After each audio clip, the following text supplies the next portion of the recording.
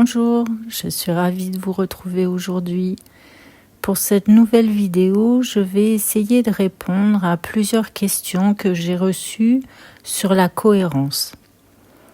J'ai donc choisi de refaire une deuxième vidéo sur ce sujet pour préciser certaines choses et répondre à vos interrogations. Comme je l'expliquais dans la première vidéo sur la cohérence, un manque de cohérence avec soi-même engendre souvent un mal-être, car on est alors en désaccord avec nous-mêmes. On sacrifie une part de nous-mêmes et une injustice se développe alors en nous. Nous n'arrivons plus à avancer vers notre épanouissement personnel et tout nous paraît compliqué. Mais il faut bien comprendre par rapport à ce point de déséquilibre en soi que tout se passe toujours en soi, à l'intérieur de nous. C'est effectivement en nous que tout se crée et comprendre qu'en conséquence de cela, c'est en soi et avec soi-même qu'il est important d'être cohérent. Si nous souhaitons un mieux-être, c'est en nous qu'il faut donc regarder pour créer autre chose autrement. Lorsque l'on est en conflit interne, on a l'impression que tout et tout le monde est contre nous. Alors qu'en réalité, ce n'est que nous-mêmes qui luttons contre nous-mêmes. Car rien ne viendra de l'extérieur puisque c'est toujours en nous que toute notre réalité extérieure se crée. Donc revenir dans une jolie cohérence avec soi-même est le seul moyen de retrouver une meilleure harmonie de vie. Effectivement, pour atteindre un accomplissement personnel, il est donc intéressant d'être cohérent en premier lieu en soi. Cela veut dire être cohérent entre ce que l'on souhaite être et ce que l'on incarne réellement. Être cohérent entre ce que l'on dit être et nos actions, entre nos valeurs personnelles et nos comportements. C'est être cohérent avec le fait d'acter concrètement ce que l'on souhaite vivre et expérimenter.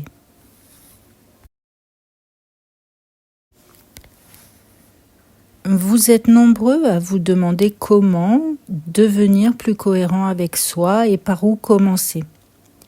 Je crois qu'il est nécessaire d'aller voir au fond de soi et découvrir nos vraies aspirations en sortant de nos conditionnements.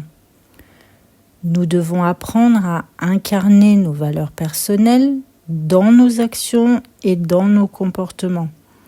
Car on ne peut pas être cohérent avec soi en agissant selon les attentes de l'extérieur ou comme nos relations le souhaitent, ou encore selon nos conditionnements de ce qu'il est bien ou mal de faire. La cohérence avec soi permettra de se réaligner en soi dans un premier temps, et cela créera ensuite un joli alignement avec l'extérieur et la vie de façon générale. Alors oui, il n'est pas toujours facile d'être cohérent avec soi-même, mais déjà de prendre conscience et d'accepter nos incohérences est un bon début. En revenant en soi, nous verrons nos incohérences, nous verrons toutes les choses qui créent une lutte ou un désaccord avec soi, et il est ensuite important de les accepter, car si l'on n'accepte pas, ça ne pourra pas évoluer. C'est en acceptant nos incohérences qu'elles pourront ensuite évoluer par un réalignement personnel, un réalignement à nos valeurs et à nos aspirations d'être. On est régulièrement, tous à un moment ou à un autre de nos vies, déstabilisés par l'extérieur. Que cela soit une personne ou une situation. Mais à chaque fois, ces déstabilisations viennent nous révéler nos parts d'incohérence encore présentes en nous. Il est donc important d'accepter ces déstabilisations et d'aller chercher en nous ce qu'elles réveillent. Trouver ce sur quoi ça appuie en nous afin ensuite de pouvoir rétablir un meilleur alignement personnel par des choix différents. C'est uniquement en replaçant la conscience en nous, notre conscience en nous, sur nos valeurs, nos aspirations, que nous deviendrons plus cohérents. Par exemple, si vous souhaitez être musicien, mais que vous ne le faites pas pour X raisons, qu'elles soient familiales ou sociétales, et à la place, vous vous engagez dans une voie pas du tout créatrice, vous aurez alors toutes les chances de ne pas être épanoui.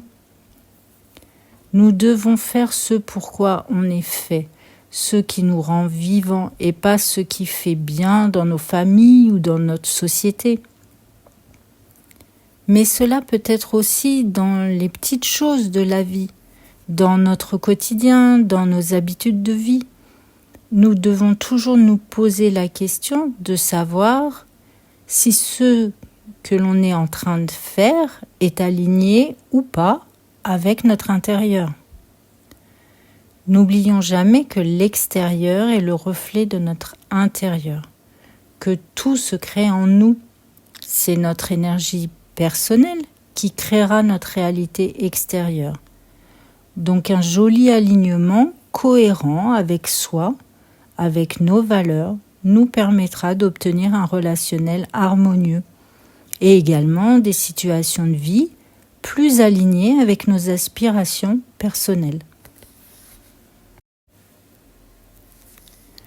Voilà, alors revenons tous cohérents avec nous-mêmes dans l'acceptation de nos incohérences encore présentes pour aller vers un joli alignement personnel.